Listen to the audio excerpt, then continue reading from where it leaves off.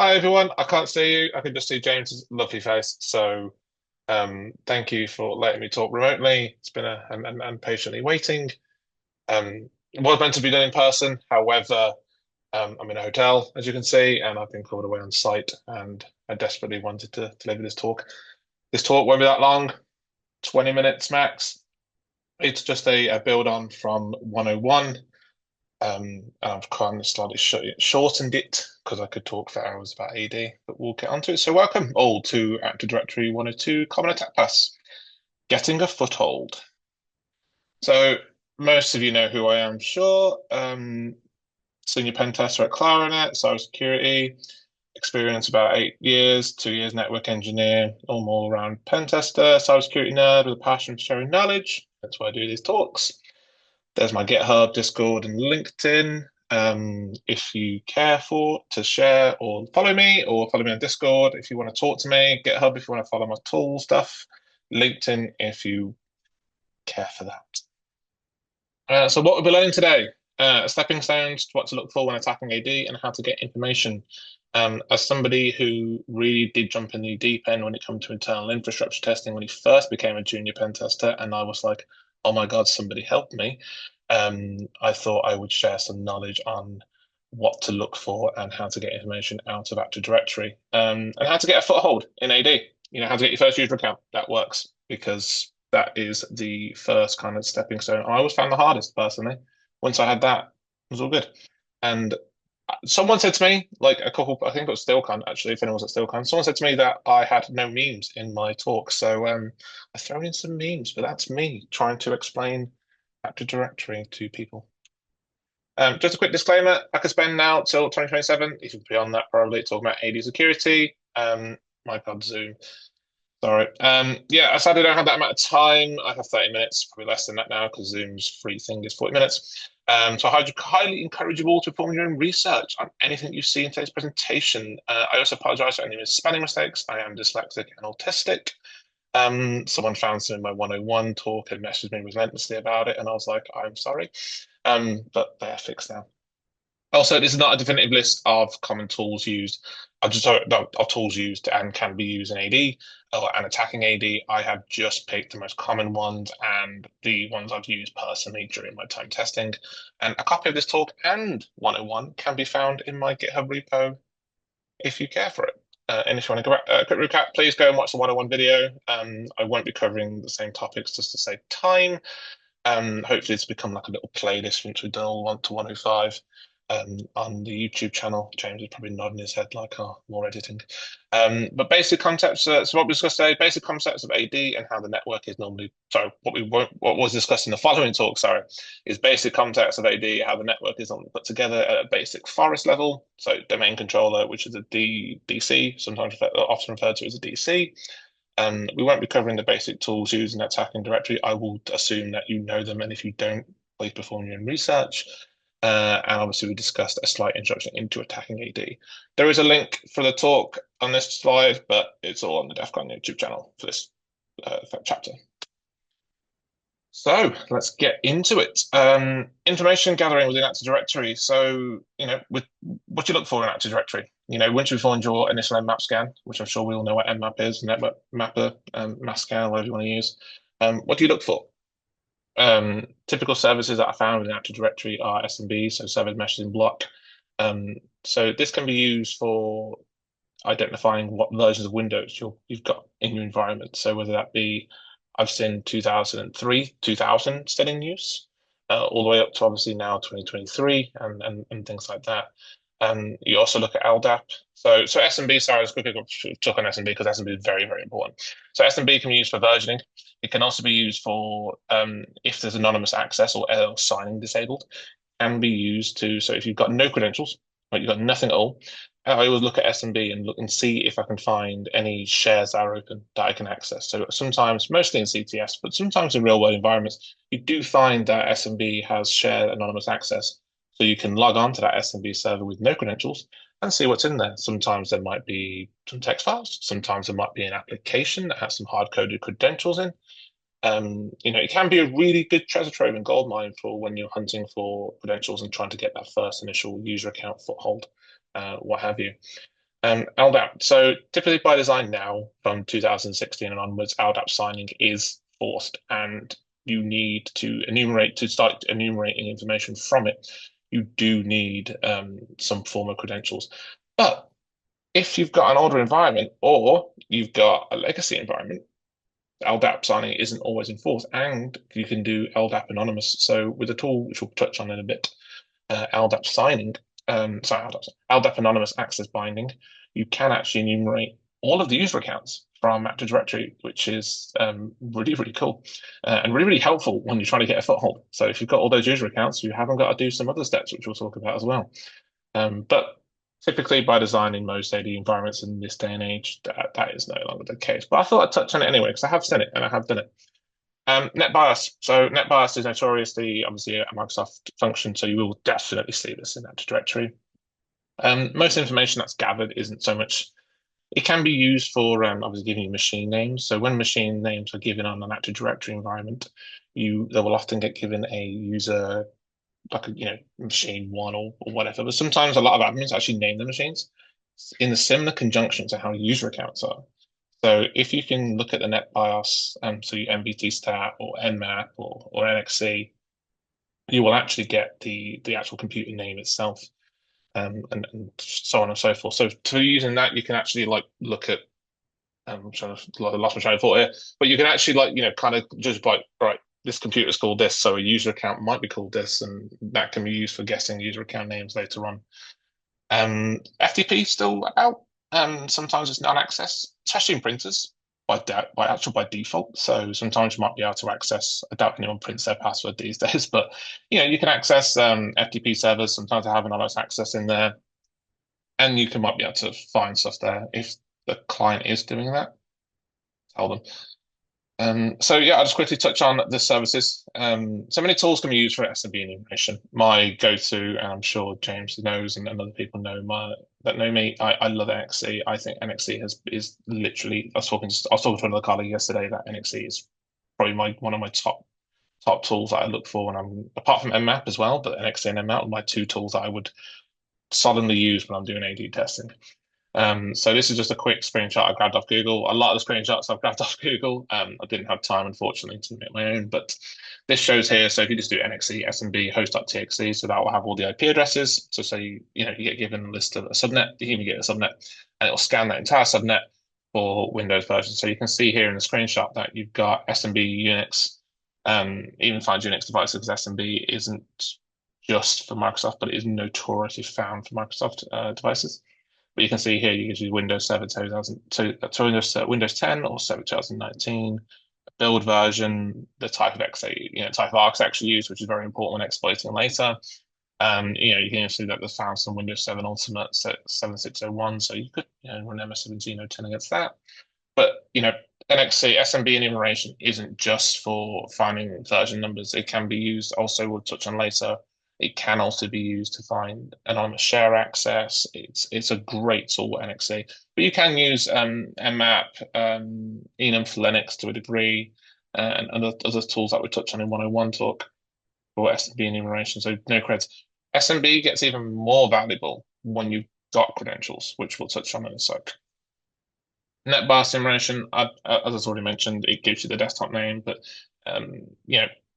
this obviously screenshot doesn't really help my point, but in an environment where you've got thousands, if not tens of thousands of devices, having the NetBIOS name does sometimes give you that leakage of information of how the admin might have set up the username credentials. FTP servers, already spoken about enough, but I'm sure we're all familiar with FTP regardless of being testers or not. But anonymous access can be very, very useful to look for, and typically Nmap will find that for you. And it can hold a lot of treasure trove information. RPC remote protocol. So if you ever performed an Nmap scan on a Windows device, and I mean a full, not top 1000 port, 1024 ports, like a full 65,535 ports, you will often see when you scan like a DC or you scan a Windows server, you'll see lots of like really high level ports. And I used to ignore those. But that's actually linking back to remote procedure call ports. So RPC can be used for gaining Windows password policy information. Typically, in older versions of Windows, RPC is a bit more giving of information than newer versions. Um, but basically, RPC can be really used for finding local usernames. So that'll give you, the usernames that are valid on that machine. You can use the password policy. It can give you a lot of actually valid information, and you can use RPC client to connect to that and start enumerating from there. So again, a gold mine that is often underlooked, which runs on port 111. Yeah. So how do we get a foothold? This is often the most hardest part of A/B testing, in my view. Once you have credentials, typically the cards start to fall. So for my job, for example, we've started doing more assumed breach testing because if you've got, 10 testing is a time-based exercise.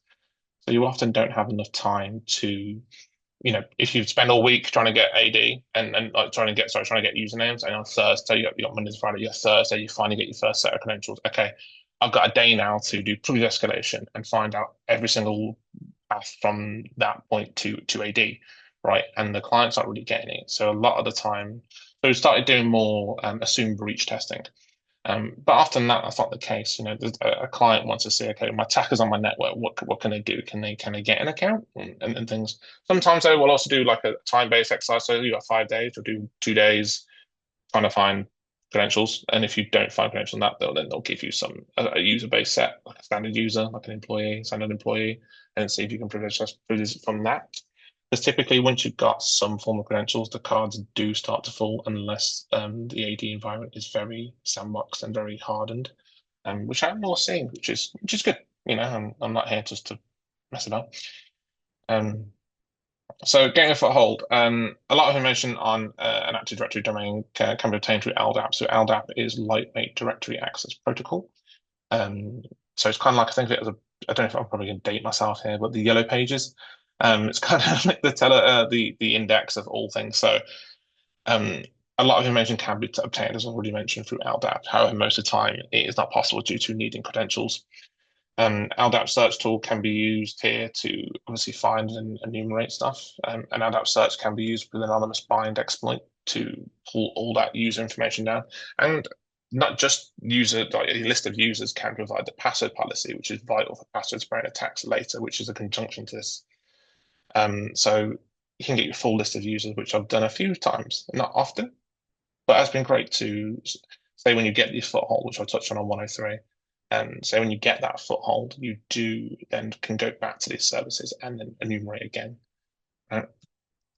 So I'll just quickly touch on elemental poisoning. So I've got AD on a lot of networks in my time, right? And most of the time, my initial foothold has been through elemental poisoning. So with elemental poisoning, how it works is a tool called Responder, which I'll sort of screenshot in there and it use can capture credentials. It's not capture credentials, can capture, well, it can capture credentials, but not in a clear text format. It can do a clear text format. Sorry. Let me restart that. So you run a responder on your network, you got it in your Kali box, right? And it's listening. It's looking for, it's doing a lot of poisoning on the network. So DNS and all these other services AD are shouting out for like, hey, who's got this? Who's got that? And your poison is going, hey, that's me, and responding to everything.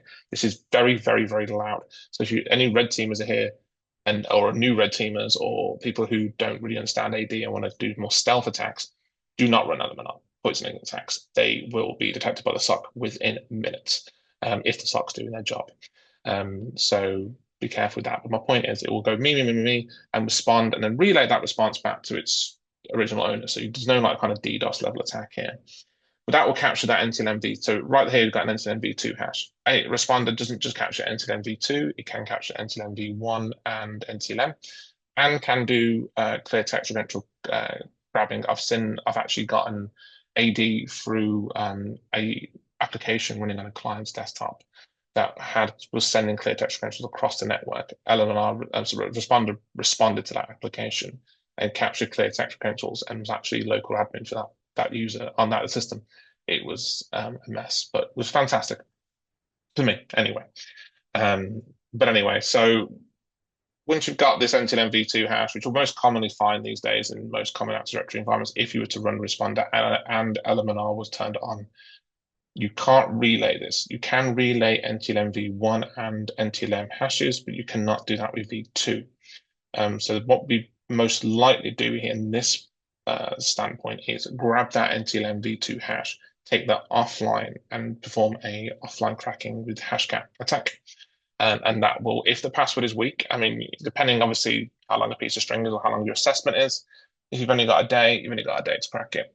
If you've got a month or you're doing a long red team and you've got this, you can crack it for 6 months. And so, having a good word list helps, and then things like having obviously a high spec password cracking rig does help speed up the process. But once you've got that NTMV2 hash, you crack it, you got the password, you got the username, you've got your first foothold. Fantastic. Um, but as I say, sometimes I let down is that the password policy is so strong in the environment that you can't really do much with that. But Responder doesn't just give you end-to-end v2 hashes in this, and a lot of people just look at that. It also gives you the name, and not just the name. I mean, the screenshot doesn't really help here, but not just the name, but the format of how the names are formatted in Active Directory. So you can go and create a user list, which are in, I believe, is the next slide. Yeah, password spraying. So this is kind of a Hail Mary, and I don't recommend always running a password spraying attack. If the client is a little bit more worried about account lockouts, most of the time it's 5. I only ever do 2 attempts at password spraying if I'm really scraping the barrel for access. So for this to be effective, I recommend trying to find a password policy so you can recreate top 3 common passwords based around that policy. So going back to your LDAP, your SMB enumeration, try and find that password policy because it's very vital if you are scraping the barrel and about to do a password spraying attack. I typically use LinkedIn to find usernames. So if I've got an NTM v2 hash, or I've found how a net bias and how the name's kind of constructed, I will then run that through LinkedIn scraper, grab all the usernames for the client, so all the standard first name, second name, and then there's a tool called, I forget the name of the tool. There's a tool on my password repo in my GitHub that basically will take that text file of all that scraped LinkedIn data and spit it out to that format version of um, how it should look for the password spraying, because you don't want to be like, say I work as Microsoft, you can do daniel.little@microsoft.com, which is pretty standard, right?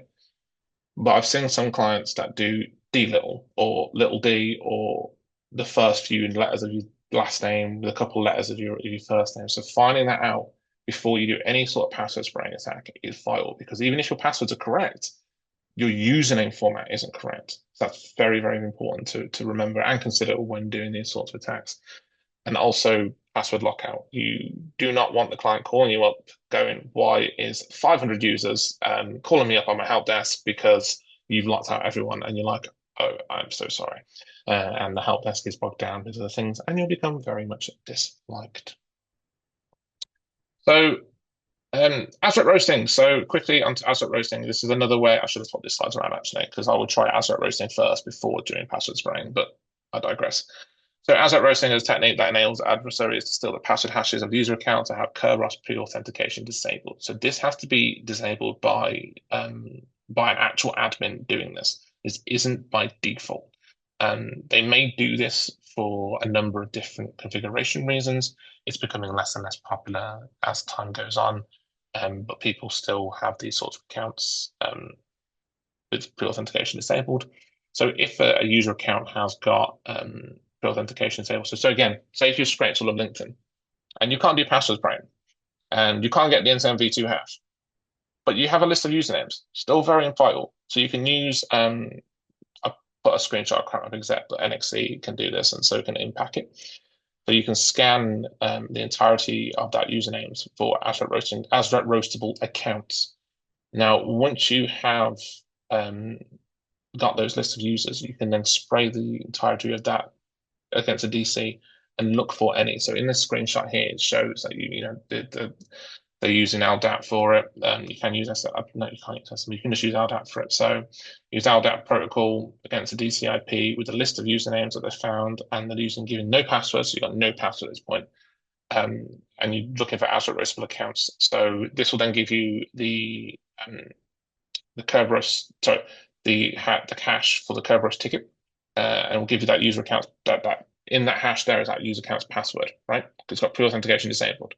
You can't relay that, unfortunately. You can, though, do a similar thing to what I said about the NTMV2 hashes and crack those. And once you cracked out that, you've then got the user account. Right, so you can see here, for example, this one's Peter at red, um, at .lab, but you've got the password hash, and then you've got once you cracked it, you've got the password. So you've got your first foothold, right? And with Astra Rosa ones are often service accounts, which is even more important and really more vital. So great work there, if you can get them. Oh, sorry. As I say, this talk was quite short. I just wanted to give a small taster on how Active Directory enumeration kind of works, and I will be touching more on 103, and I'll probably make 103 a bit longer. I just didn't want to bore you all with too much talking and too much obviously got Zoom as a limit. I can see Zoom's like 9 minutes, 55 seconds. But yeah, as I say, I didn't want to bore you too much. I hope that's kind of more elevating. As I say, I wanted to make this talk a bit more accessible for everybody rather than just more targeting the pen test and red teamers in the audience and whoever else watches this.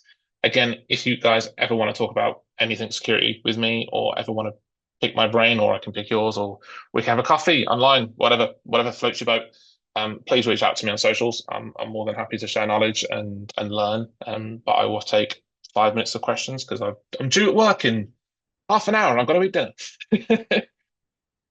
Hope you're all good.